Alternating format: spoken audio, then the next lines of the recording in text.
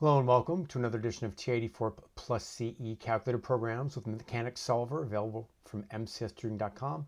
We're going to be going over Physics 1020 Unit 3 practice problems. We're going to be going over 4 of these right now, mostly hydraulics. We're going to do a bonus one at the end. So look, we're going to do, I hope you can see the question, hydraulic system, a force of 401.64 newtons is exerted on a piston with an area of whatever that number is.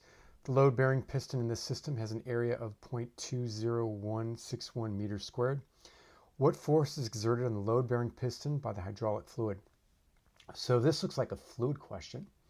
And then it's a hydraulic system, so we're going to go hydraulics. And then I guess it's going to be Pascal's law. It's the only choice we have. So the force 1 is going to be this 401.64. So I'm going to do 401.64. It's force 1. And then this area 1, that's this first thing, and it's in meters squared, so we just enter 0.0010458 is the area. And then the area 2, okay, this second area is this 0.20161, also meters squared, by the way, so m squared is also m to the 2. And then it looks like the answer is 77428.41882. And I think the teacher just wanted to go units, so we're just going to be cool with the 77,428 newtons. Okay, on to the second question. So again, it's from the fluids menu. And then this is going to be a buoyancy question. And then we want to do a weight calculation and a buoyancy. And I think the weight calculation will include both of those. So I'm going to weight calculation. So this P means density, just so you know. It displaces getting back to this, displaces 4.5645 meters cubed of water. That's a volume, by the way. The density of water is 1,000 kilogram per meters cubed. What's the mass of the water displaced by the boat? What is the buoyant force acting upward in the boat? So the density of the fluid, that's what this is. P stands for density. And I believe that's actually in the help menu there too, in case you didn't know, which is okay because a lot of this I'm unfamiliar with too. I'm more a math guy than physics. Volume displaced in meters cubed. Okay, that's going to be 4.5645. And just if you're unfamiliar and you're like, hey man, I'm totally lost. See how this is kilograms per, that's what that little division or fraction symbol means. Kilograms per meters cubed, that matches with that. And then what's the displacement? Oh, it's meters cubed, m to the 3 power. Oh, that's m to the 3 power. So that's kind of, you can mix and match if you're a little bit lost. So the mass is, okay, and mass is in kilograms, so that's 4564.5 kg. I think that's the first thing. And then to find the newtons, the buoyant force, we have to put in G. Now look, unless you're in AP Physics, which I think they use the number 10, we're going to use 9.8. And again, that's also in the help menu, 9.8 or 9.81. I'll do 9.81 to be safe. So the buoyant force, the buoyant force is 44,777.745 newtons. And the weight, oh, this is the mass, by the way. Oh my gosh, this is the mass.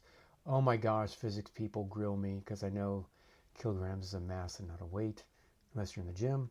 So look, I'm going to round this number up, by the way, the newtons here. This is how many newtons. 44,778, because this 0.7 is going to round this last unit 7 to an 8. So that's the second number here. Okay, good. We'll get that one done. For this problem, this piston to cylinder, we have to go to a gas laws. I'm going to sell that as a separate program in mcstudent.com. It'll be, I don't know, like 10 bucks, 15 bucks. So if you're in physics, you might not be using it that much, but it's in the chemistry solver edition as well. Okay, so for number 8, looks like we got a pipe. It's going to narrow to diameter. We got water flowing. So that's going to go fluids again. And this is going to be continuity. It's kind of like water flowing through pipes. So this is actually pipe flow. It's a pretty good label here. So the velocity one in meters per second, it looks like it's starting at 1.0 5063, right? 50, okay, good. Meters per second.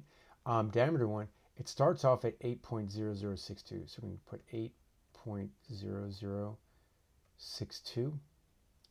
And then diameter two, oh, that's 5.0478. So two different diameters. And it's going to flow faster. I think the, 3.7893. Looks like it wants to go 4 decimal places. Oh, which is exactly what we have. Okay, good. So that's just going to be meters per second. Okay, great. And then for the bonus question here, we have to do a conversion here. 504.29 calories of heat is added to a gas.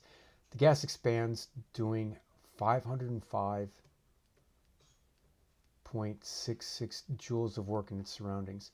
What is the change in its internal energy of the gas? So just if you're unfamiliar, let me explain this. It's doing this much on surroundings. So that means let me just write this, surroundings, poor penmanship, I know. But of this calories that's heated, it's heating the gas. Some of this is on surroundings, so it's going to change internal heat of the gas.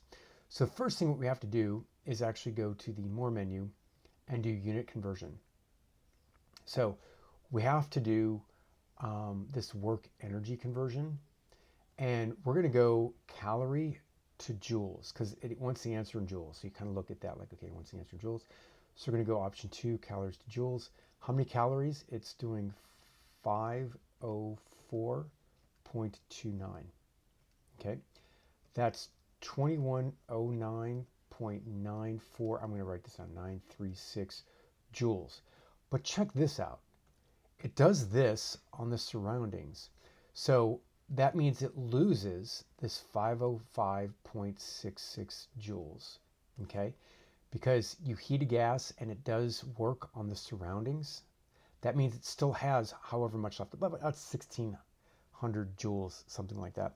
So I'm actually going to use a separate calculator. I know this is funky. I have a calculator open. I just do not want to leave the program. So I'm going to, on another calculator, 2109.94936 minus 505.66. And I get 1604.28936. Looks like they wanted 1 decimal place, so check this out.